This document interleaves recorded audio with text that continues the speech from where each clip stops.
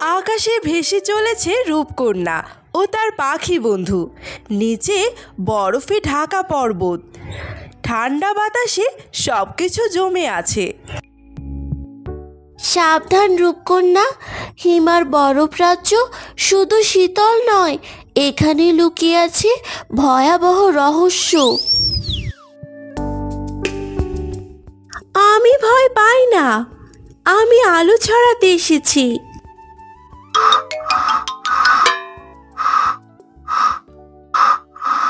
রূপকন্যা গুহার প্রবেশদ্বারে আসে। হঠাৎ চারপাশে ঝড় উঠে। বরফের দেওয়ালে এক নারীর প্রতিচ্ছবি দেখা যায়। যে নিজের ভয়কে জয় করতে পারে সেই পারে আমার গুহায় প্রবেশ করতে।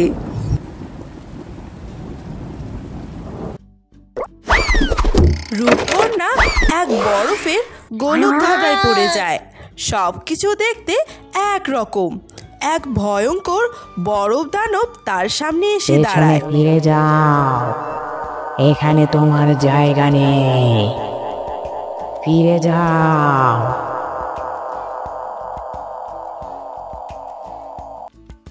আমি জেনে এসেছি, ভয় দেখালে পথ বন্ধ হয়, সাহস দেখালে পথ খুলে যায়। তার শরীর থেকে আলো বের হয়, দানব গলে যায়, সামনের পথও খুলে যায়।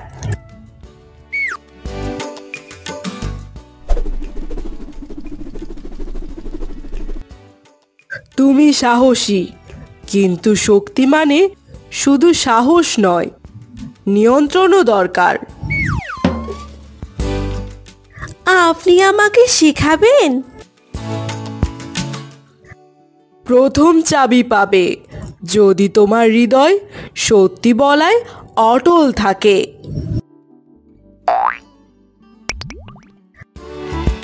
রূপকন্যাকে এক বরফ আয়নার সামনে দাঁড় করানো হয়। আয়নায় সে দেখে এক অন্ধকার রূপ। সে নিজেই, কিন্তু অহংকারী, রাগী ও অশান্ত।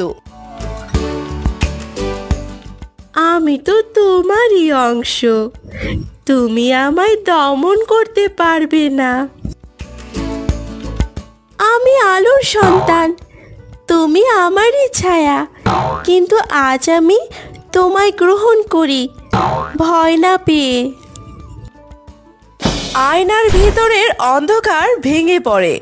হিমা এগিয়ে আসে। তুমি উত্তীর্ণ হয়েছ রূপকন্যা। সে একটি বরফের ছাপ চাবি তুলে দেয়। ধন্যবাদ হিমা, আমি কথা দিচ্ছি, 4টি চাবি একত্র করে অন্ধকারকে রুখব। মনে রেখো, তুমি একা নও, প্রকৃতি তোমার পাশে আছে। প্রথম চাবি তার হাতে। এখন সে রওনা দেবে দক্ষিণের আগুন উপাসকের সন্ধানে।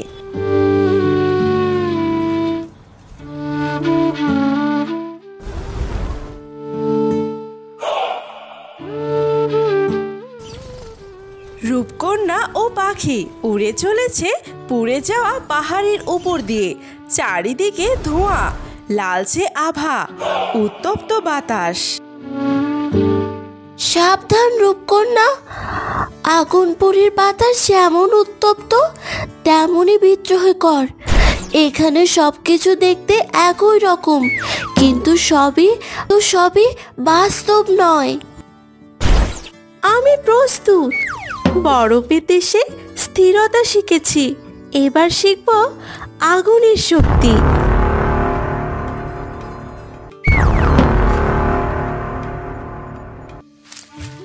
রূপকন্যা এসে পৌঁছায় বিশাল এক অগ্নিগিরির কাছে। গুহার মুখে আগুন জ্বলছে।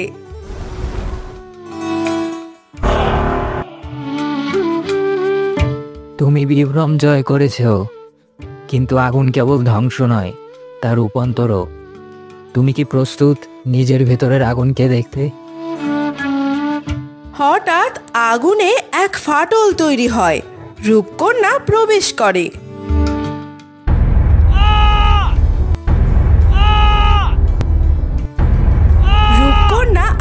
জঙ্গলের মধ্যে দিয়ে হাঁটে।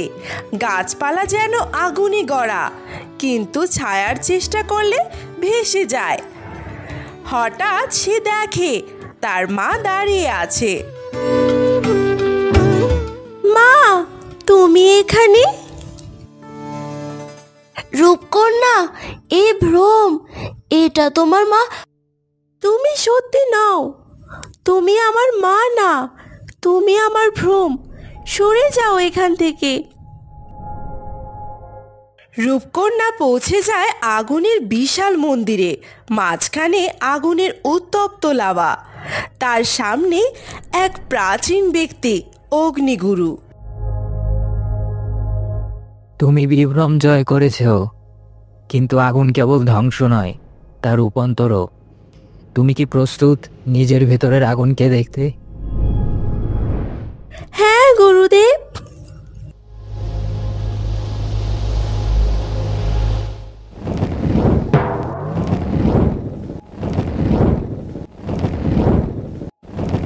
অগ্নিগুরু এক আগুনের বলয় তৈরি করে। রূপকন্যাকে তার মাঝখানে দাঁড়াতে বলেন। আগুন ঘিরে ধরে, চারপাশে দৃশ্য বদলে যায়।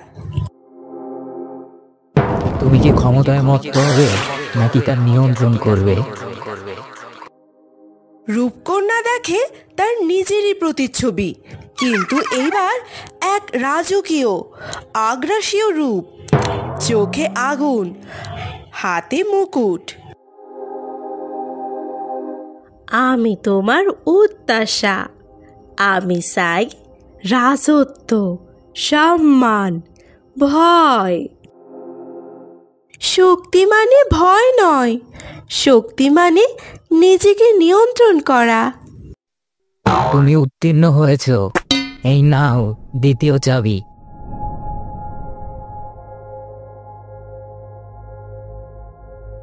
রূপান্তরের চাবি। এটি আগুনের শক্তিকে ধারণ করে, কিন্তু কেবল তাদের জন্য যারা হৃদয়ে নম্র।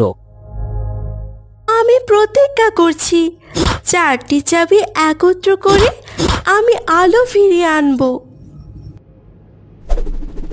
রূপকন্যা ও পাখি আবারও আকাশে উড়ে চলেছে। আগুন পড়ে পিছনে ফেলে সামনে দেখা যায় সবুজ জঙ্গল।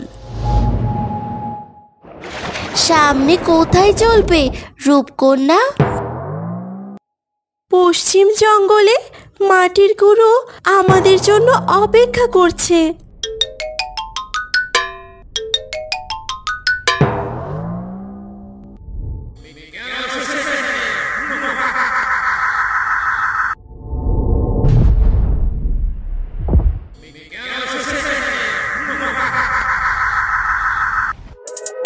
পরবর্তী পর্বে কি হতে যাচ্ছে? ছোট্ট রাজকন্যা কিভাবে মাটির দেশে যাবে? সে কি সত্যি তৃতীয় চাবি খুঁজে পাবে? পরবর্তী পর্ব দেখার জন্য চ্যানেলটি সাবস্ক্রাইব করুন, আর ভিডিও কেমন লাগলো কমেন্ট করে জানাবেন। সবার জন্য রয়েছে এই বছরের সেরা পুরস্কার। আজই জিতে নিন লাইক, কমেন্ট, শেয়ার করে।